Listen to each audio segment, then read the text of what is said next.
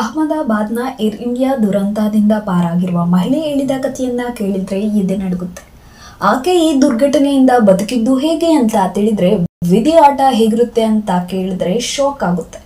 ಹೌದು, ಹಾಗಂತ ಈ ಮಹಿಳೆ ವಿಮಾನ ದುರಂತವಾದಾಗ ಈ ವಿಮಾನದಲ್ಲಿ ಪ್ರಯಾಣಿಸ್ತಾ ಇರಲಿಲ್ಲ. ಹಾಗಾದ್ರೆ ಈ ಮಹಿಳೆ ಬದುಕಿದ್ದು ಹೇಗೆ ಅಂದ್ರೆ, ಭೂಮಿ ಚೌಹಾನ್ ಎಂಬ ಈ ಮಹಿಳೆ ಇದೇ ವಿಮಾನದಲ್ಲಿ ಪ್ರಯಾಣ ಮಾಡಬೇಕಿತ್ತು. 2 ವರ್ಷಗಳ ನಂತರ ಲಂಡನ್ನಿಂದ ಭಾರತಕ್ಕೆ ಬಂದಿದ್ದ ಭೂಮಿ ಮತ್ತೆ ಲಂಡನ್ ನಲ್ಲಿರುವ ಪತಿಯ ಬಳಿ ಹೋಗೋದಕ್ಕೆ ಸಿದ್ಧತೆ ನಡೆಸಿದ್ರು. ಅದಕ್ಕಾಗಿ ಇದೇ ವಿಮಾನದಲ್ಲಿ ಅವರು ಟಿಕೆಟ್ ಬುಕ್ ಮಾಡಿದ್ರು. ಆದ್ರೆ ಅಹಮದಾಬಾದ್ನ ಭಾರಿ ಟ್ರಾಫಿಕ್ ನಲ್ಲಿ ಇವರು ಸಿಲುಕಿ ಹಾಕಿಕೊಂಡಿದ್ರು. ನಿಗದಿತ ಸಮಯಕ್ಕೆ ವಿಮಾನ ನಿಲ್ದಾಣ ತಲುಪಲು ತಡವಾಗುತ್ತಲೇ ಇತ್ತು. ಎಲ್ಲಿ ಲಂಡನ್ ವಿಮಾನ ಕೈತಪ್ಪಿ ಹೋಗುತ್ತೋ ಅಂತ ಭೂಮಿ ಚೌಹಾನ್ ಅವರಿಗೆ ಟೆನ್ಷನ್ ಶುರುವಾಗಿತ್ತು.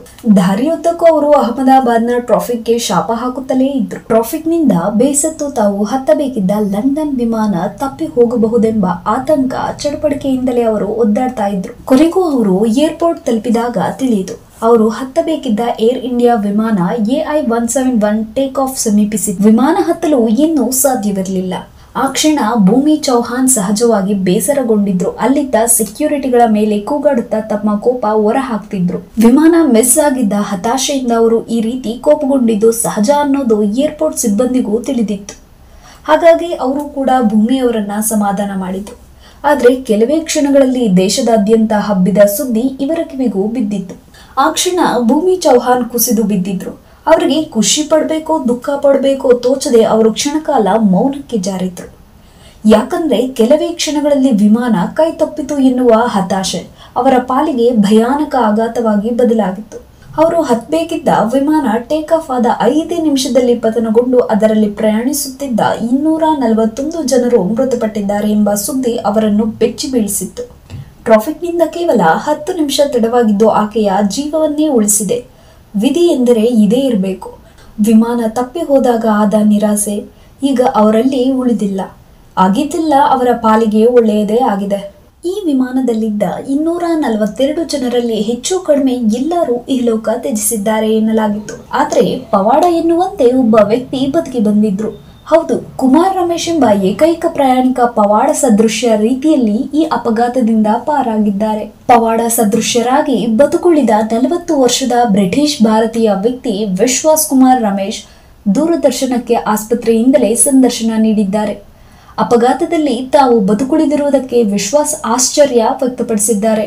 ನಾನು ಇನ್ನೂ ದಿಗ್ಭ್ರಮೆಯಲ್ಲಿದ್ದೇನೆ. ವಿಮಾನ ನೆಲಕ್ಕಪ್ಪಳಿಸಿದಾಗ ನಾನು ವಿಮಾನದಲ್ಲೇ ಇದ್ದೆ. ಆದರೆ ಮುಂದೇನಾಯ್ತು ಎಂಬುದು ಸ್ಪಷ್ಟವಾಗಿ ನೆನಪಿಲ್ಲ. ಭಾರೀ ಸ್ಫೋಟ ಮತ್ತು ಹೊಗೆಯಲ್ಲಿ ಯಾರು ಎಲ್ಲಿದ್ದಾರೆ ಎಂಬುದೇ ಕಾಣುತ್ತಿರಲಿಲ್ಲ. ನಾನು ಬದುಕುಳಿದಿರುವುದು ನಿಜಕ್ಕೂ ಆಶ್ಚರ್ಯ ತಂದಿದೆ ಎಂದು ವಿಶ್ವಾಸ್ ಕುಮಾರ್ ಹೇಳಿದ್ದಾರೆ. ಅಪಘಾತದ ಸಂದರ್ಭದಲ್ಲಿ ಕೆಲವು ಕ್ಷಣಗಳ ಕಾಲ ನಾನು ಇನ್ನೇನು ಸಾಯುತ್ತೇನೆ ಎಂದು ಅನಿಸಿತು. ಆದರೆ ಕಣ್ಣು ತೆರೆದಾಗ ಜೀವಂತವಾಗಿದ್ದೇನೆ ಅನ್ನೋದು ಅರಿವಾಯಿತು. ತಕ್ಷಣವೇ ಸೀಟ್ ಬೆಲ್ಟ್ ತೊರೆದು ಹೊರಬರಲು ಪ್ರಯತ್ನಿಸಿದೆ. ನಂತರ ಹೊರಬಂದೆ. ನನ್ನ ಕಣ್ಣೆದುರೇ ವಿಮಾನದಲ್ಲಿದ್ದ ಏರ್ ಹೋಸ್ಟೆಸ್ಗಳು ಮತ್ತು ನನ್ನ ಸಹೋದರ, ಚಿಕ್ಕಮ್ಮ ಮತ್ತು ಚಿಕ್ಕಪ್ಪ ಎಲ್ಲರೂ ಕಣ್ಮರೆಯಾದ್ರು. ನನ್ನ ಕಣ್ಮುಂದೆ 2 ಗಗನಸಖಿಯರು ಬೆಂದು ಹೋದ ದೃಶ್ಯವನ್ನು ನಾನೆಂದು ಮರೆಯಲು ಸಾಧ್ಯವಿಲ್ಲ ಎಂದು ಹೇಳುತ್ತಾ ವಿಶ್ವಾಸ್ ಕುಮಾರ್ ಕಣ್ಣೀರಿಟ್ಟಿದ್ದಾರೆ. ನನ್ನೊಂದಿಗೆ ಇದ್ದ ಯಾರೂ ಉಳಿದಿರಲಿಲ್ಲ ಎಂದು ವಿಶ್ವಾಸ್ ಕುಮಾರ್ ಅಪಘಾತದ ಸಂದರ್ಭದ ಭೀಕರತೆಯನ್ನ ಬಿಚ್ಚಿಟ್ಟಿದ್ದಾರೆ. ಜನರು ಜೀವಂತ ಉರಿಯುತ್ತಿರುವುದನ್ನು ನಾನು ನೋಡಿದೆ. ನನ್ನ ಸೀಟು 11A ಆಗಿತ್ತು. ವಿಮಾನವು ಕಟ್ಟಡದ ನೆಲಮಹಡಿಗೆ ಡಿಕ್ಕಿ ಹೊಡೆದು ಆ ಭಾಗದಲ್ಲಿತ್ತು. ಬೆಂಕಿಯಿಂದಾಗಿ ಎಡಗೈ ಸುಟ್ಟು ಹೋಗಿತ್ತು. ಅಲ್ಲಿಂದ ಹೊರಜಿಗಿದು ಓಡಿ ಹೊರಬಂದೆ. ಎಲ್ಲೆಡೆ ಜನರು ಬಿದ್ದಿದ್ರು. ನನ್ನನ್ನ ಆಂಬ್ಯುಲೆನ್ಸ್ ಸಹಾಯದಿಂದ ಆಸ್ಪತ್ರೆಗೆ ಕರೆತಂದ್ರು ಅಂತ ವಿಶ್ವಾಸ್ ಕುಮಾರ್ ತಾವು ಕಂಡ ಭೀಕರ ಘಟನೆಯನ್ನ ವಿವರಿಸಿದ್ದಾರೆ. ವಿಶ್ವಾಸ್ ಕುಮಾರ್ ರಮೇಶ್ 40 ವರ್ಷದ ಬ್ರಿಟಿಷ್ ಪ್ರಜೆಯಾಗಿದ್ದು ಅವರ ಕುಟುಂಬವನ್ನು ಭೇಟಿ ಮಾಡಲು ಭಾರತಕ್ಕೆ ಬಂದಿದ್ರು. ಅವರು ತಮ್ಮ ಸಹೋದರ 45 ವರ್ಷದ ಅಜಯ್ ಕುಮಾರ್ ರಮೇಶ್ ಅವರೊಂದಿಗೆ ಬ್ರಿಟನ್ಗೆ ಹಿಂತಿರುಗುತ್ತಿದ್ರು. ವಿಶ್ವಾಸ್ ವಿಮಾನದಲ್ಲಿ 11A ನಲ್ಲಿ ಕುಳಿತಿದ್ರೆ ಅವರ ಸಹೋದರ ಮತ್ತೊಂದು ಸಾಲಿನಲ್ಲಿ ಕುಳಿತಿದ್ರು. ವಿಮಾನ ಟೇಕ್ ಆಫ್ ಆಗಿ ಕೆಲವು ನಿಮಿಷಗಳಲ್ಲಿ BJ ಮೆಡಿಕಲ್ ಕಾಲೇಜ್ನ ಹಾಸ್ಟೆಲ್ಗೆ ಏರ್ ಇಂಡಿಯಾ ವಿಮಾನ ಡಿಕ್ಕಿ ಹೊಡೆದಿದೆ. ಪರಿಣಾಮ ಕಟ್ಟಡ ಧ್ವಂಸವಾಗಿದೆ. ಇದರಿಂದಾಗಿ ಹಾಸ್ಟೆಲ್ನ ಡೈನಿಂಗ್ ಹಾಲ್ನಲ್ಲಿ ಕುಳಿತು ಊಟ ಮಾಡ್ತಿದ್ದ ವಿದ್ಯಾರ್ಥಿಗಳ ಪೈಕಿ 24 ವಿದ್ಯಾರ್ಥಿಗಳು ದಾರುಣವಾಗಿ ಮೃತಪಟ್ಟಿದ್ದಾರೆ. ವಿಮಾನದಲ್ಲಿದ್ದ 242 ಜನರಲ್ಲಿ ಈ ಒಬ್ಬ ಪ್ರಯಾಣಿಕ ಮಾತ್ರ ಪವಾಡ ಸದೃಶ್ಯರಾಗಿ ಬದುಕುಳಿದಿದ್ದಾರೆ. ಸಾವಿಗೀಡಾದವರ ಕುಟುಂಬಗಳ ಆರ್ತನಾದ ಮುಗಿಲು ಮುಟ್ಟಿದೆ. ನೂರಾರು ಕುಟುಂಬಗಳಿಗೆ ಈ ದುರಂತ ಎಂದೂ ಮರೆಯಲಾಗದ ನೋವನ್ನ ನೀಡಿದೆ. ವಿಮಾನ ಅಪಘಾತಕ್ಕೆ ಕಾರಣಗಳೇನು ಎಂಬುದನ್ನು ಕಂಡುಹಿಡಿಯಲು ತಜ್ಞರು ಬ್ಲಾಕ್ ಬಾಕ್ಸ್ ಶೋಧ ಹಾಗೂ ವಿಶ್ಲೇಷಣೆ ಸೇರಿದಂತೆ ಇತರ ಕ್ರಮಗಳನ್ನು ಕೈಗೊಳ್ಳಲಿದ್ದಾರೆ. ವಿಮಾನ ಅಪಘಾತ ತನಿಖಾ ಬ್ಯೂರೋ ಈಗಾಗಲೇ ಅಂತಾರಾಷ್ಟ್ರೀಯ ನಾಗರಿಕ ವಿಮಾನಯಾನ ಸಂಸ್ಥೆ ನಿಗದಿಪಡಿಸಿದ ಅಂತಾರಾಷ್ಟ್ರೀಯ ಪ್ರೋಟೋಕಾಲ್ಗಳಿಗೆ ಅನುಗುಣವಾಗಿ ತನಿಖೆಯನ್ನು ಪ್ರಾರಂಭಿಸಿದೆ. ಆದರೆ ವಿಮಾನಕ್ಕೆ ಏನಾಯಿತು ಅಂತ ಬ್ಲಾಕ್ ಬಾಕ್ಸ್ ತಿಳಿಸಲಿದೆ. ವಿಮಾನ ಅಪಘಾತಕ್ಕೆ ಯಾಂತ್ರಿಕ ವೈಫಲ್ಯ ಕಾರಣನಾ, ಎಂಜಿನ್ ಸಮಸ್ಯೆನಾ, ಪಕ್ಷಿ ಡಿಕ್ಕಿ ಹೊಡೆದಿದೆಯಾ, ವಿಮಾನದಲ್ಲಿ ಬೆಂಕಿ ಹತ್ತಿಕೊಂಡಿತ್ತ ಅಥವಾ ಮಾನವ ದೋಷದಿಂದ ಅಪಘಾತ ಆಗಿದೆಯಾ ಅನ್ನೋದನ್ನ ಈ ಬ್ಲಾಕ್ ಬಾಕ್ಸ್ ಖಂಡಿತ ನಿಖರವಾಗಿ ಹೇಳುತ್ತೆ.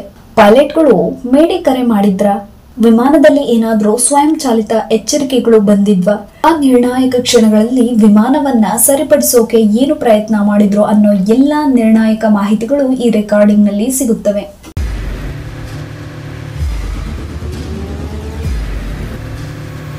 ಪ್ರಜಾಮಾರ್ಗ ನ್ಯೂಸ್, ಇದು ಜನಸಾಮಾನ್ಯರ ಧ್ವನಿ. ನಮಸ್ಕಾರ. ನೀವು ನೋಡ್ತಾ ಇದ್ದೀರಾ ಪ್ರಜಾಮಾರ್ಗ ನ್ಯೂಸ್. ರಾಷ್ಟ್ರದ ರಾಜ್ಯದ ರಾಜಕೀಯದ ಬಗ್ಗೆ ಹೆಚ್ಚಿನ ಸಿನಿಮಾ ಅಪ್ಡೇಟ್ಗಳಿಗಾಗಿ ಫಸ್ಟ್ ಲೈಕ್ ಮಾಡಿ, ಸಬ್ಸ್ಕ್ರೈಬ್ ಆಗಿ, ಹಾಗೆ ಫಾಲೋ ಕೂಡ ಮಾಡಬೇಕು.